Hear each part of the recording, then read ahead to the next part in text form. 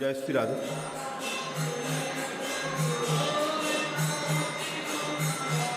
আমরা শ্রবণ করছি যে এই চিন্ময় ব্রজধাম এটা সাধারণ নয়, অপ্রাকৃত। যেমন আমরা গতদিন শ্রবণ করেছিলাম গোসাইজি এবং মহেশ, সেই যুবক ভক্তের নাম ছিল মহেশ। তাদের প্রসঙ্গ থেকে আমরা জানতে পারলাম অদ্যাপিহ সেই লীলা করে গৌর রায়, কোনো কোনো ভাগ্যবান তাহা দেখিবারে পায়। প্রভু আজও লীলা করে চলেছে। অনেকে বলেন প্রভু অপ্রকট হয়েছে, কিন্তু না, লীলা চলেছে আর চলেছে।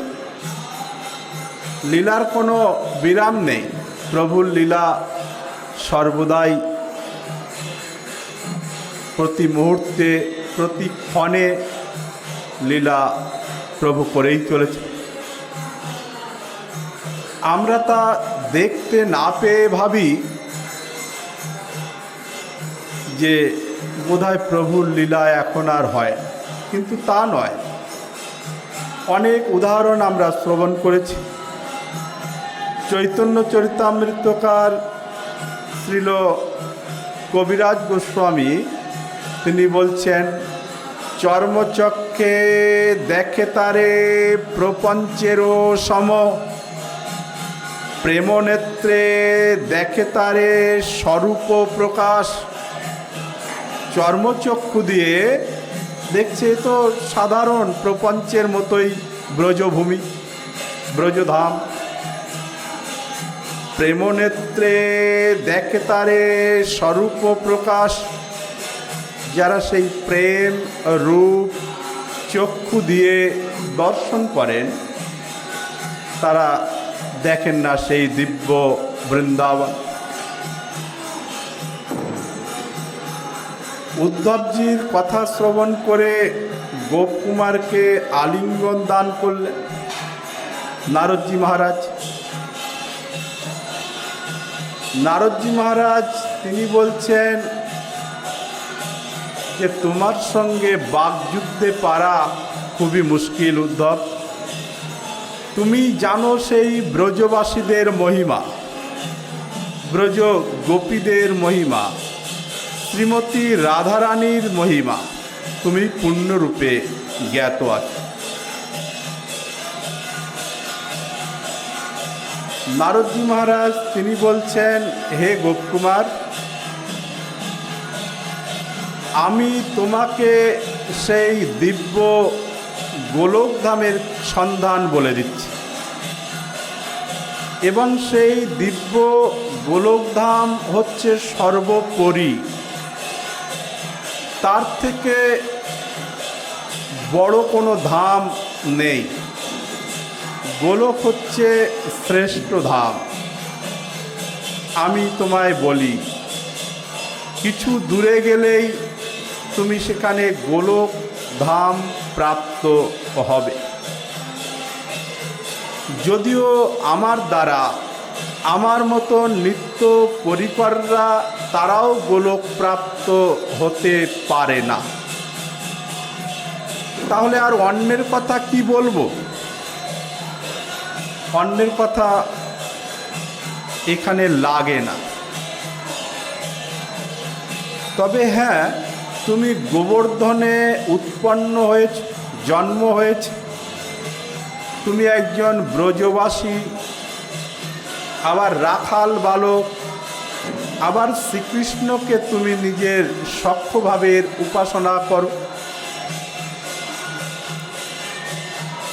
এবং শ্রীকৃষ্ণ তোমাকে অনেক প্রেম করেন, অনেক প্রীতি করেন।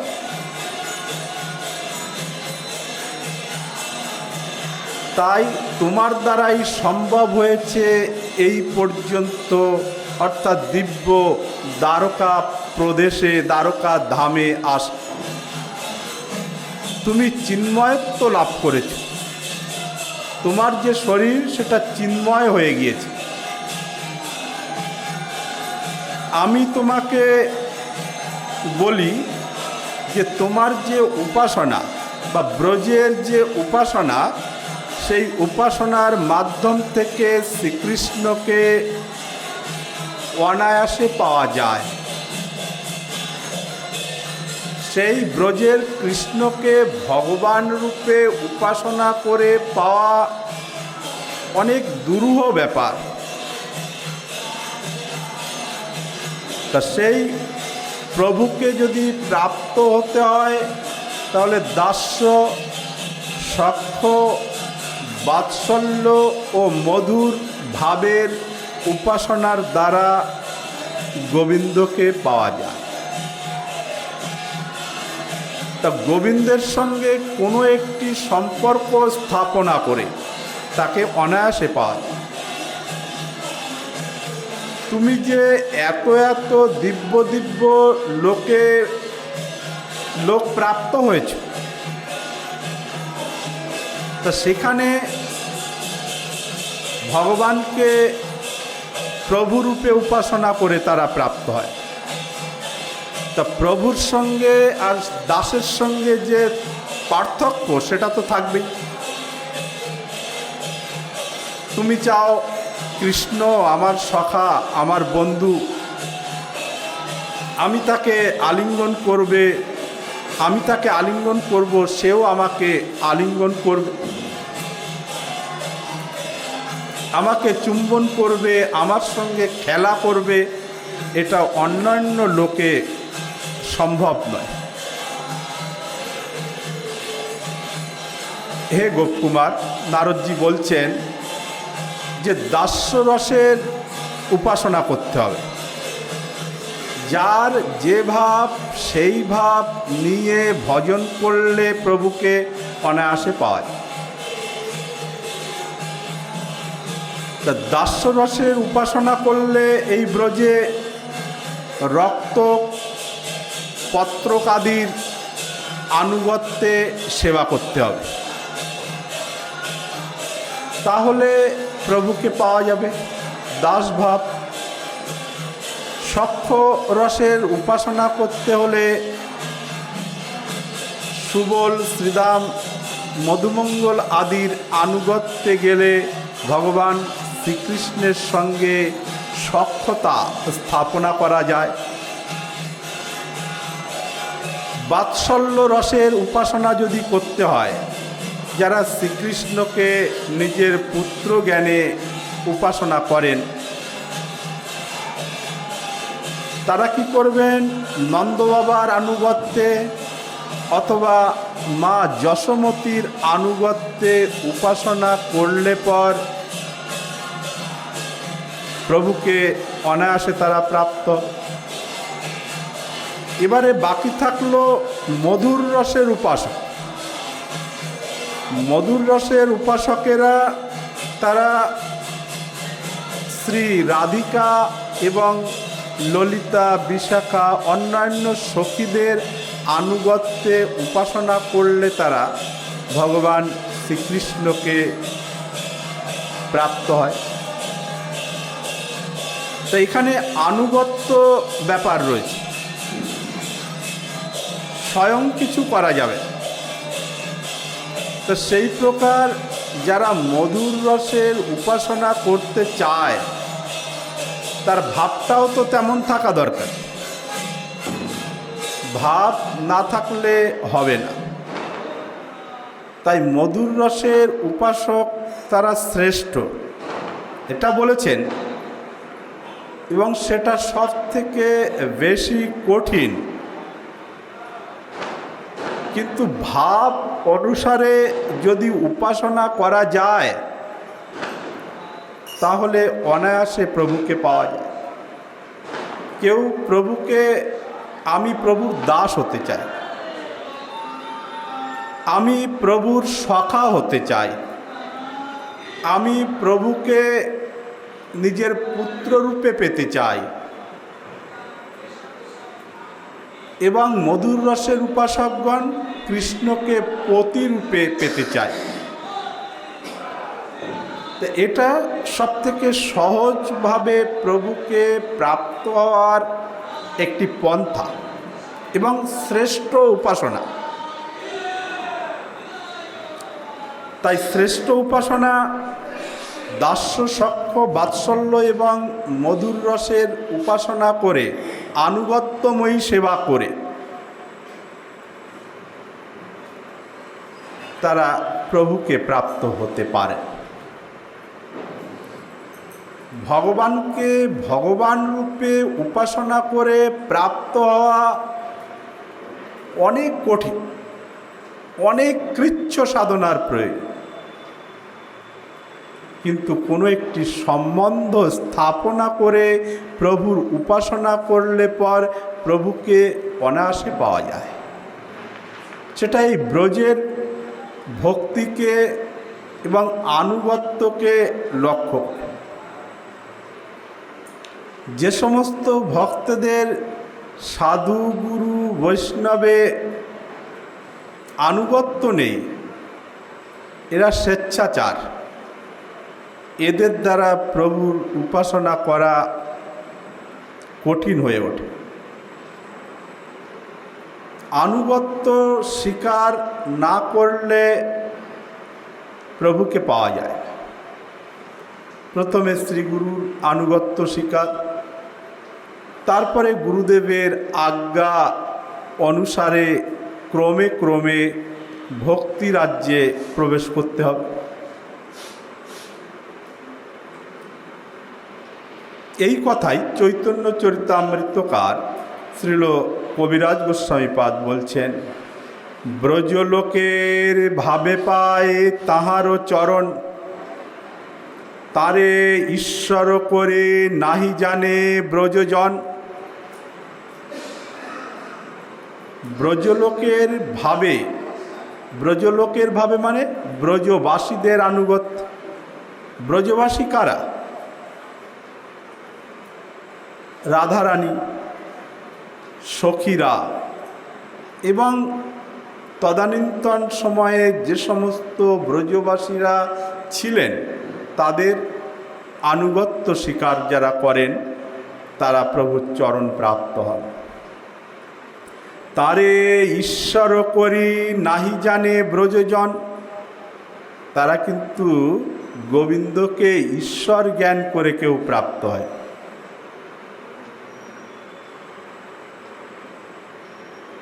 ঈশ্বর জ্ঞান করে তাকে পাওয়া অনেক কঠিন। কেহ তারে পুত্র জ্ঞানে উদুখলে বাঁধে, কেহ তারে সখা জ্ঞানে যিনি চড়ে কাঁধে, কেহ তারে নিজের পুত্র জ্ঞান করে, অর্থাৎ মা যশোমতী তাকে এই দামোদর মাসে উদুখলে বন্ধন করেছিলেন। ভগবান তিনি সর্বব্যাপক, সর্ববিভু, তিনি বন্ধন দশায় আবদ্ধ হতে পারেন না। তথাপি ভক্তের অর্থাৎ মা যশোমতীর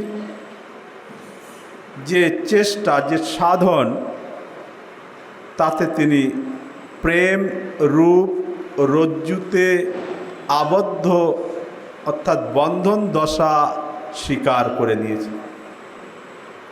ভগবান তিনি সর্বব্যাপক, তাকে বেষ্টন করা যায় না। সেটাও সম্ভব হয়েছিল। কেন? কেহ তারে পুত্র জ্ঞানে উদুখলে বাঁধে, কেহ তারে সখা জ্ঞানে যিনি চড়ে কাঁধে। সেই সর্বেশ্বর ভগবানকে নিজের সখা মনে করে তার কাঁধে পা দিয়ে উঠে পড়ছে।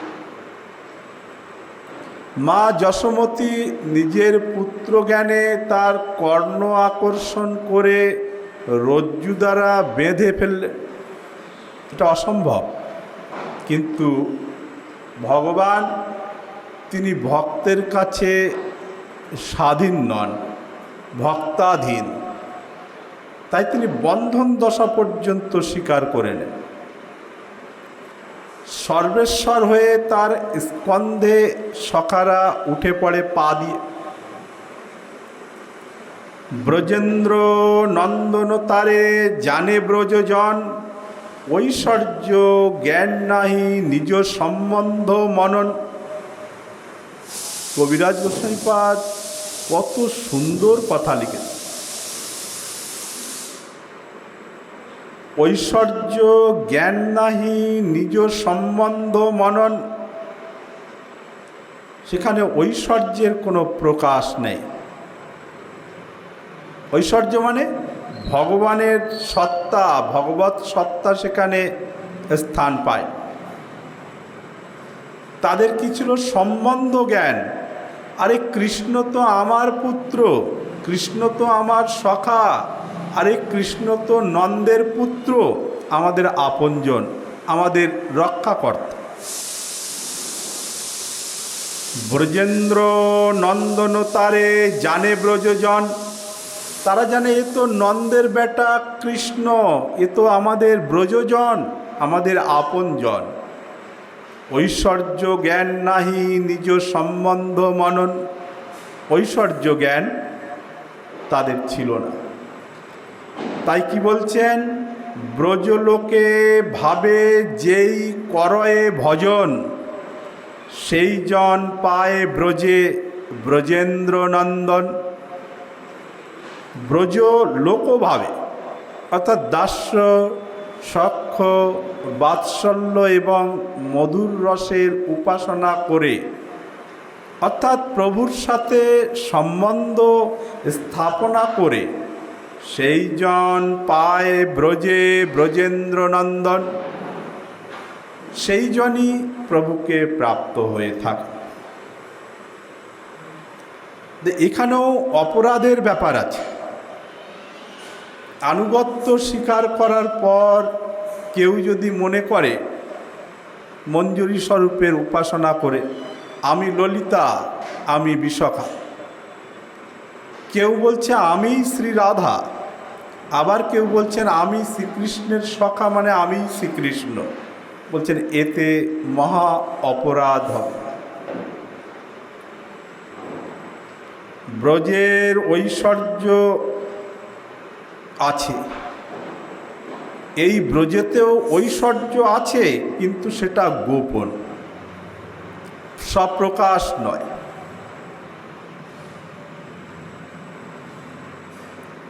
ব্রজে ঐশ্বর্য বলা হয় মাধুর্য রসের উপাসনার মধ্যে ঐশ্বর্য নেই, এটা কিন্তু ভুল কথা।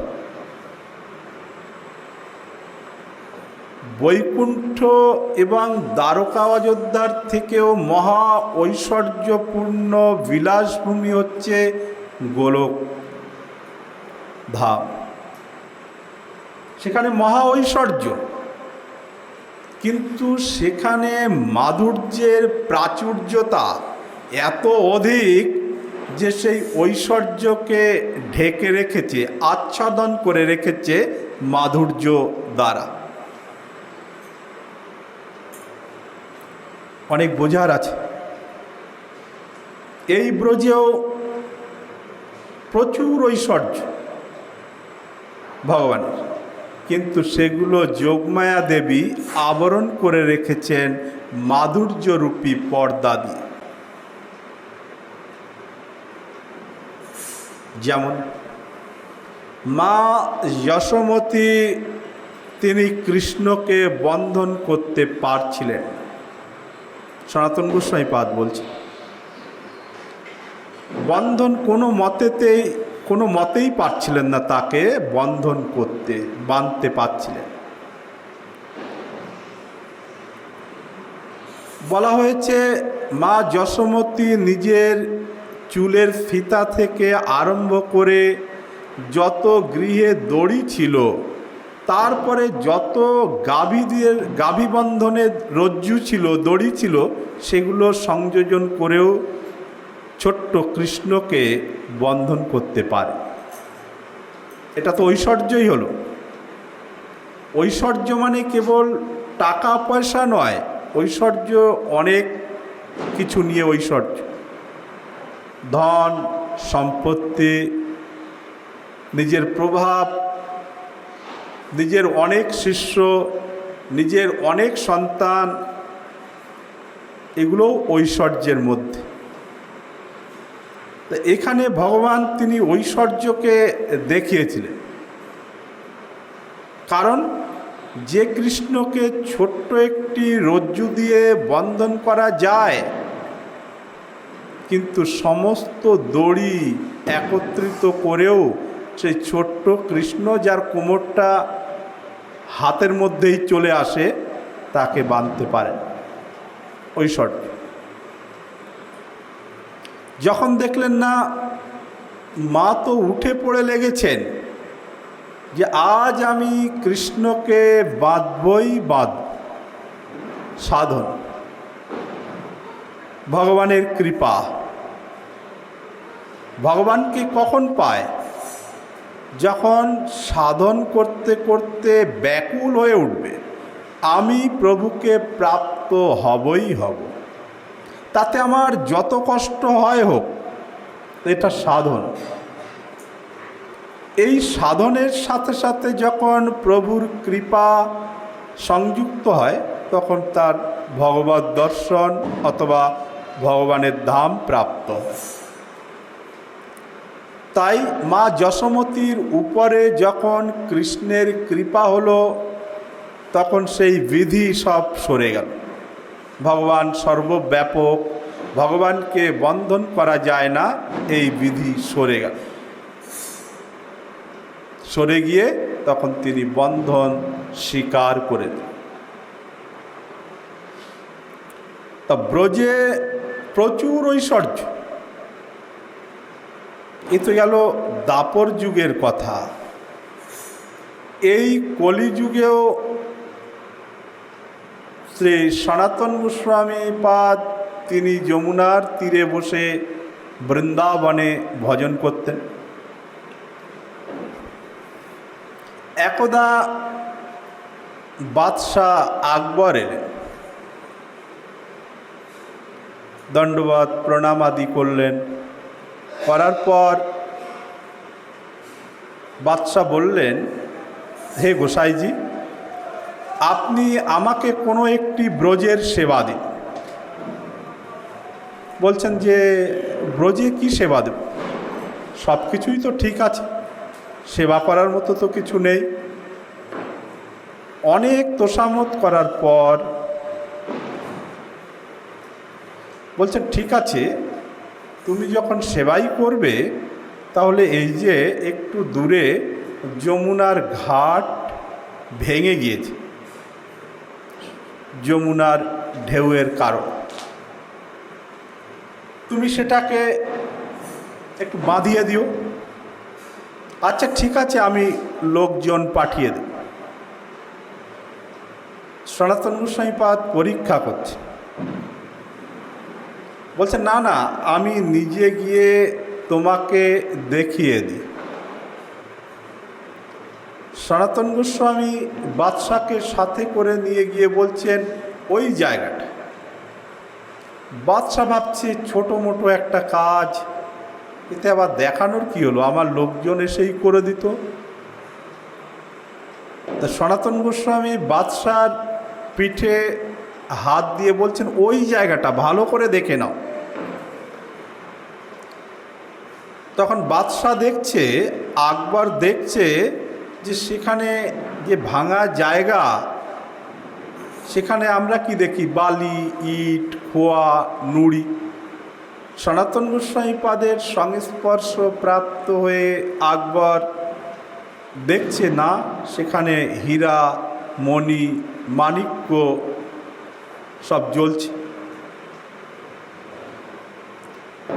সনাতন গোস্বামীকে সাথে সাথে দণ্ডবত প্রণাম করে বলছেন, হে মহাত্মন, আমি ব্রজের কি সেবা করব? ব্রজের যা ঐশ্বর্য আমি দেখলাম, তাতে তো আমার রাজ্যে তার এক বিন্দুও, এক ছিটাও, এক কণাও আমার রাজ্যে নেই। আমি কি সেবা করব? আমার কোনো যোগ্যতাই নেই। দেখছেন এই চিন্ময় ব্রজভূমি প্রভু শ্রী সনাতন গোস্বামী প্রভুপাদের কৃপায় তিনি দেখছেন যে ভাঙা জায়গাতে সমস্ত মণি খচিত বিভিন্ন প্রকার অমূল্য সম্পদ দিয়ে মণি আদি দিয়ে সেটা বাঁধানো রয়েছে। তাই চৈতন্য চরিতামৃতে বলছেন, বৃন্দাবনে সাহজিক যে সম্পদ সিন্ধু, দ্বারকা বৈকুণ্ঠ সম্পদ তার একবিন্দু। কি বলছেন? বৃন্দাবনে সাহজিক যে সম্পদ সিন্ধু, স্বাভাবিকভাবে যে সমস্ত সম্পদ রয়েছে তা সিন্ধুবৎ, সাগরের মতন। দ্বারকা বৈকুণ্ঠ সম্পদ তার একবিন্দু। দ্বারকা বৈকুণ্ঠ হতেও এই বৃন্দাবনের সম্পদ অনেক অনেক বেশি। মহান ঐশ্বর্যের মধ্যেও শৈব্যাল দ্বারা আচ্ছাদিত হয়ে আছে। তা সেই উপরিস্থিত গোলকেও, হে গোপকুমার, তুমি ভেবো না সেখানে বোধহয় ঐশ্বর্য নেই। সেখানের ঐশ্বর্য এত বেশি যা বর্ণনা করা যায় না, যা ভাষা দিয়ে বোঝানো যায়। তবে হ্যাঁ, সেখানের মাধুর্যের প্রাচুর্য এত বেশি যে ঐশ্বর্যের মধ্যেও মাধুর্যের শৈব্যাল মানে আচ্ছাদন, একটি আচ্ছাদন করা রয়েছে। মাধুর্য দ্বারা এমনভাবে আচ্ছাদিত হয়ে আছে যে সেখানকার ঐশ্বর্যের দিকে কারো নজর যায় না। ঐশ্বর্য বোঝাই যায়, কিন্তু তা অনেক ঐশ্বর্য রয়েছে। মাধুর্য ভাগবত্যাসার, ব্রজে কইল পরচার, যাহা সুখ ব্যাসেরও নন্দন, স্থানে স্থানে ভাগবতে বর্ণিয়াছে নানা মতে, যাহা শুনি মাতে ভক্তগণে। তো মাধুর্য ভাগবত সার ব্রজেতে প্রচার করেছেন কে? না, শুকদেব গোস্বামী, ব্যাসনন্দন। যাহা শুনি মাতে ভক্তগণে, এবং তা শ্রবণ করে সমস্ত ভক্তগণ একেবারে মাতোয়ারা। নারদজি বললেন যে দেখো, আমি তোমাকে এই ব্রজের কথা বা সেই গোলকের কথা আমি কিভাবে বর্ণন করব, কিন্তু আজ আমার জিহ্বাতে কণ্ডুয়ান সৃষ্টি হয়েছে। কণ্ডুয়ান মানে চুলকান। আমার জিভটা বলার জন্য চুলকাচ্ছে, আমি আর ধরে রাখতে পারছি না। হে গোপকুমার, চিরকালে হৃদয় পেটিকায় আবদ্ধ ছিল গোলক মাহাত্ম্য রূপ মহারত্ন। চিরকাল আমি আমার হৃদয়ের মধ্যে গোপন করে রেখেছিলাম সেই উপরিস্থিত গোলক ধামের মহিমা রাশি। কিন্তু আজ তোমাকে দেখে, তোমার ভাব দেখে, এবং তুমি যে শ্রীকৃষ্ণকে নিজের সখা অনুসারে উপাসনা করো ইত্যাদি দেখে আমার হৃদয় পেটিকার মধ্যে আবদ্ধ ছিল যে গোলক মহারত্ন মাহাত্ম্য, তা আজ বলার জন্য আমার জিহ্বায় কণ্ডুয়ান সৃষ্টি হয়েছে। কণ্ডুয়ান মানে চুলকান। যাদের কণ্ডুয়ান চুলকানি হয়, দেখবেন চুলকাতে চুলকাতে রক্ত রস বেরিয়ে যাচ্ছে, চুলকাতে ভালো লাগছে।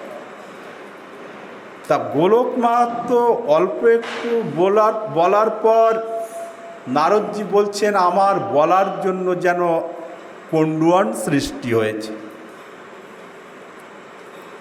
এই অতি গুহ্যাতিগুহ্য তত্ত্ব কাউকে বলার নয়, তথাপি আমি তোমাকে বলতে ইচ্ছা করছি এই কারণে যে তুমি একমাত্র উপযুক্ত এই গোলক মহিমা শ্রবণ করার জন্য। হে গোপকুমার, আমরা অর্থাৎ মহামুনি নারদ, উদ্ধবজি, হনুমানজি আরও যারা নিত্যসিদ্ধ পরিকর, তারাও গোলকে যাওয়ার সাহস তারা করেন। ব্রহ্মাজি, ভগবান রুদ্র, তারাও গোলকধাম দর্শনের জন্য আকাঙ্ক্ষা করেন, কিন্তু গমন করতে পারেন। সেই গোলকের মাহাত্ম্য আমি তোমায় পূর্ণরূপে শ্রবণ করাবো এবং করাচ্ছি। বলছেন, হে গোপকুমার, এই গোপন কথা শোনার মতন অধিকার তোমার মধ্যে আছে। এই গোলকনাথ শ্রীকৃষ্ণ ব্রাহ্মকল্পে সপ্তম মন্বন্তরীয় অষ্টাবিংশ চতুর্যুগবর্তী দাপরের শেষ ভাগান্তে তিনি কি করেছিলেন? সকল অংশ অবতার আদিকে নিজের মধ্যে নিয়ে নেন, নিজের মধ্যে সংযুক্ত করে সর্বাংশে পরিপূর্ণরূপে ভৌমব্রজে অবতীর্ণ হয়ে থাকে। কখন? আরেকবার শুনি, খুব কঠিন কথা, মনে রাখা খুবই মুশকিল। বলছেন, ব্রাহ্মকল্পে সপ্তম মন্বন্তরীয় অষ্টাবিংশ চতুর্যুগবর্তী দাপরের শেষ ভাগে ভগবান সকল অংশ অবতার দিকে নিজের মধ্যে সংযুক্ত করে সর্বাংশে অর্থাৎ সর্ব অংশে পরিপূর্ণরূপে এই ভৌম ব্রজে অবতীর্ণ হয়ে তিনি লীলা আদি করে থাকেন। অনেক কঠিন কথা। তা কৃষ্ণস্তু ভগবান স্বয়ং, অর্থাৎ যত যত অবতার আছে সমস্ত অবতার যখন শ্রীকৃষ্ণের মধ্যে এসে বিলয় প্রাপ্ত হয় অর্থাৎ মিশে যায়, ঠিক সেই সময় ভগবান তিনি এই ভৌম ব্রজে এসে সপরিকরে ব্রজ লীলা করে থাকেন। তা ভগবান তিনি এই ব্রজের বৃক্ষে বৃক্ষে, লতায় পাতায় পাতায়, এমনকি ব্রজের ধূলিকণার মধ্যেও গোবিন্দ বিদ্যমান আছে। তাই তো বলছেন, চর্মচক্ষে তারা দেখে প্রপঞ্চের প্রেমনেত্রে তারা দেখে গোবিন্দের স্বরূপ। তো এই বৃন্দাবন চর্মচক্ষে দেখে বোঝা যাবে। এই বৃন্দাবন অন্তর্দৃষ্টি দ্বারা, প্রেমরূপ নেত্র দ্বারা দর্শন করতে হবে, তা না হলে বৃন্দাবনের মহিমা বোঝা যাবে না। এই আমরা দেখছি চতুর্দিকে কিছু বানর ঘুরে ঘুরে বেড়াচ্ছে, কিছু সাধারণ লোক দেখছি, কিছু সাধু অসাধু সব রকমই দেখছি। ভাবছি এ তো আমাদের গ্রামেও এই রকম, কিন্তু তা করলে তা বললে চলবে। এই ব্রজের উপাসনা করতে গেলে হৃদয়ের মধ্যে চিন্তন করতে হবে। আমাদের গোস্বামীগণ যে সমস্ত গ্রন্থ লিপিবদ্ধ করেছেন তা অধ্যয়ন করে হোক বা হরিকথা শ্রবণ করে হোক, সেটাকে হৃদয়ঙ্গম করে সেই প্রাচীন বৃন্দাবনের লীলা চিত্রকে হৃদয়ে জাগরিত করতে হবে। তা না হলে চর্মচক্ষে বৃন্দাবনের যা কিছু তাতে আমাদের কাজ হবে না। ভক্তরা সেই প্রকার গোস্বামীগণের গ্রন্থ অনুশীলন করে, শ্রবণ করে, হৃদয়ঙ্গম করে প্রভুর চিন্তা করবে, প্রভুর লীলা হৃদয়ে চিন্তন করবে। তাহলেই প্রভুকে পাওয়া সম্ভব হবে। এই ব্রজে একদিনের বাসের কথা, বাসের মহিমার কথা এমনভাবে ব্যক্ত করেছেন যা কখনো ভাষায় বর্ণনা করা যায় না। এত এত মহিমা। তন্মধ্যে মথুরার থেকে বৃন্দাবন বাস শ্রেষ্ঠ, বৃন্দাবন থেকে গোবর্ধন, গোবর্ধন থেকে রাধাকুণ্ড সর্বশ্রেষ্ঠ। যদি কেউ এক রাত্রি বাস করেন, ক্ষণিক সময়ের জন্য বাস করেন, তথাপি তার মহিমা অগাধ, শাস্ত্রে বর্ণন করতে পারেন কত মহিমা। কিন্তু আছে এই ব্রজে এসে যাদের চিত্তটা সরল, যারা সরল চিত্ত ব্যক্তি, তারা প্রভুকে অতি অনায়াসে প্রাপ্ত হতে পারে। কুটিল ব্যক্তিদের তো ডাকেনি বৈষ্ণব ধর্মে, প্রথম শ্লোকেই ভাগবতে বাদ দিয়ে দিয়েছে। কপট ব্যক্তিদের বৈষ্ণব ধর্মে আসাও অনুচিত এবং শাস্ত্রে তাদেরকে বাইরেই রেখেছে। নির্মত শরণম শতম, নির্মৎসর ব্যক্তিরাই, তারাই কৃষ্ণ উপাসনা করতে পারে। যারা মৎসর, যাদের চিত্ত কুটিল, বিভিন্ন কামনা বাসনায় জড়িত, কামনা বাসনায় গ্রসিত,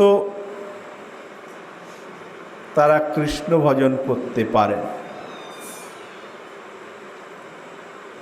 তাই শাস্ত্রে বারংবার বলছেন সৎ হও, সাধু হও। সাধু হও মানে কি?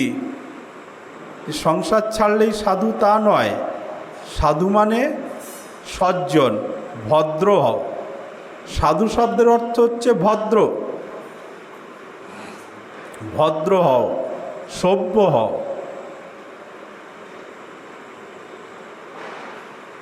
তাই বারংবার ওই একই কথা ঘুরিয়ে ঘুরিয়ে বলছেন, আমাদিগকে সচেতন করে দিচ্ছেন যে কপটতা ছেড়ে মাৎসর্যবিহীন হয়ে আমার উপাসনা কর, গোবিন্দের উপাসনা কর।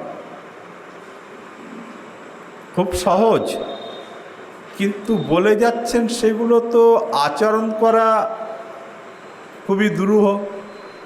মাৎসর্য, অপরের উৎকর্ষ দেখে হিংসা, এগুলোকে যারা না ছাড়তে পেরেছে তারা কোনো ভক্ত বা সাধু নয়, তারা এমনি নামে ভক্ত। চৈতন্য চরিতামৃতে বলছেন এই হরিকথা শ্রবণ করলে মহাফল।